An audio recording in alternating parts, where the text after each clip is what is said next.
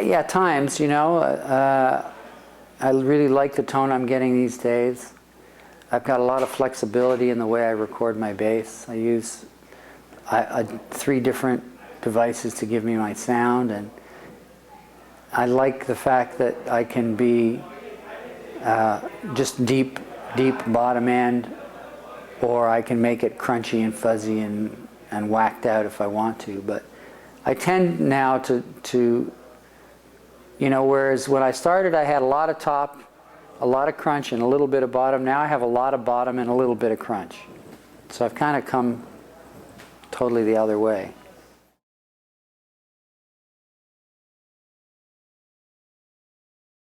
Well, those same guys that I mentioned earlier really wrote very inventive bass lines.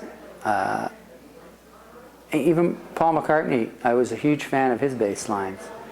And some of the Beatle bass lines are really inventive, really unusual, and quite, in their own way, for considering it's pop, quite busy.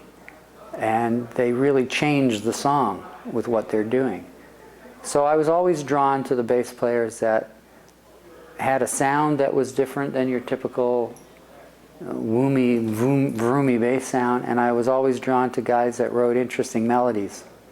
I mean, what made Paul McCartney and Chris Squire such great bass players is they write melodies, and they play these melodies rather than just play a cyclical, you know, kind of moronic part that just holds down the bottom end.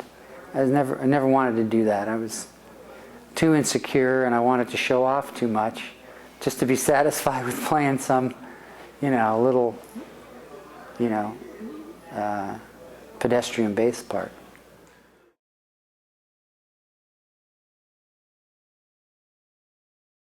I think I have a very aggressive touch. I attack the bass.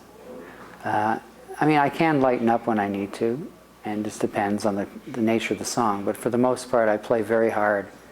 I really attack the strings a lot. So you're not going to get that tone if you hit it lightly? No, not exactly, no. I mean, you can EQ it like that, but you're right. I mean, tone comes from your hands. I never wanted to use a pick, but I always wanted to have the sound that I was using a pick. So at one point I'd grow my nails, and I would just pluck strings with my nails. And I guess in the 90s I started gravitating towards this kind of style of slapping strings, where I could play a lot of fast, funky runs, but play them with, you know, one finger going back and forth like a pick would. But instead of doing that pick motion, So how do you play anime? I just play it with my fingers slapping back and forth, like.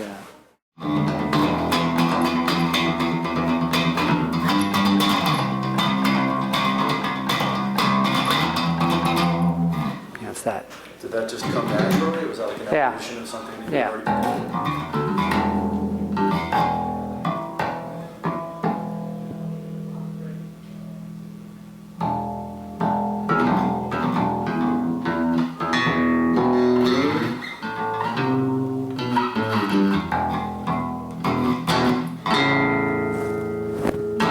So that's that idea. Great.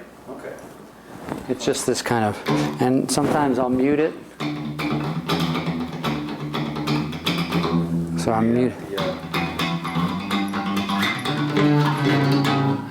So I'll use my palm to mute it. Because I used to play everything like, you know, double finger, and it's just not. I couldn't get funky enough with it. But if I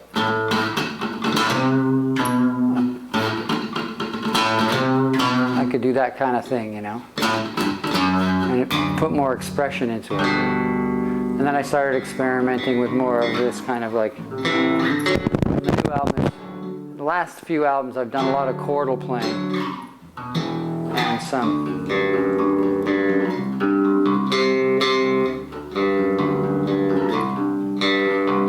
So I really started, in a lot of ways,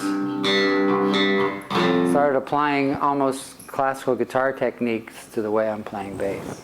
So in a way, I'm finger picking like if you were playing a flamenco piece or something like that. So I do that kind of thing a lot.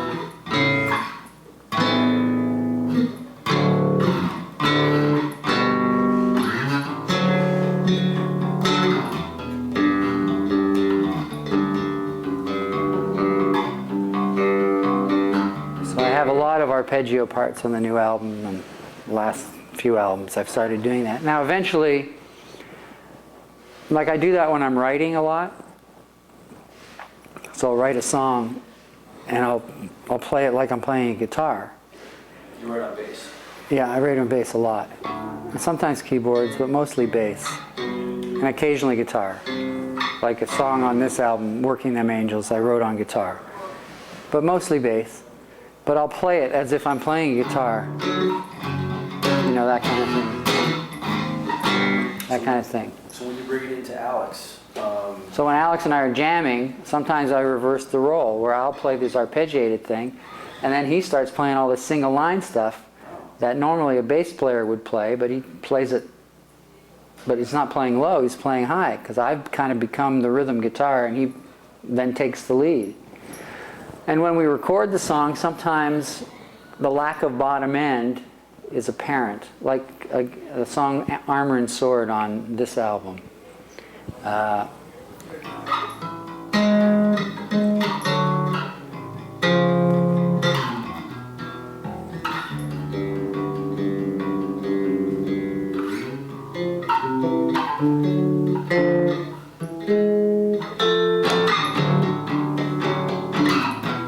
Anyway, when we got to recording, we realized we're really missing the bottom end. So then I'll go back in and I'll put a low bottom end part underneath it. So we'll keep both there.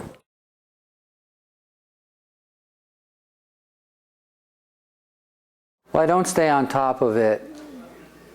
I don't really stay on top of the. See, I'm not interested in chasing technology. I'm just interested in what helps me do the show. So I don't put really any time anymore. I used to spend a lot of time playing with sequencers, playing with synthesizers, learning to program, you know, learning to play piano. I was taking piano lessons for a long time when I was in that really heavy kind of 80s keyboard mode. In the end, I found it was distracting from my bass playing and my growth as a bass player, and it was becoming a trap, and I was getting claustrophobic about it. And so I just phased myself away from it. And now if I can do it with my feet, I'll do it, but I really rather not play the keyboards live. I really rather play bass as often as I can in a song. So, you know, I'm working on some stuff for the next tour. I'm playing some old songs that we haven't played in a while. And so we got to pull some samples off of the original keyboard parts. And my tech guy's going, well, why don't you just play the keyboard part? I said, because I want to play the bass. I don't want to sit there and play bass pedals and keys and let this poor guy hang in there. You know, this is my man. This is my instrument. This is the one I want to play. And those simplistic block triads or whatever the hell I was playing back then, they can easily be triggered by my foot. Just sample that chord, ching, and I just go ching, and then I can groove it. And I can transform it from the way it was played 15 years ago to a new version of it now, where my bass is always there and doesn't disappear. So that's more interesting to me now.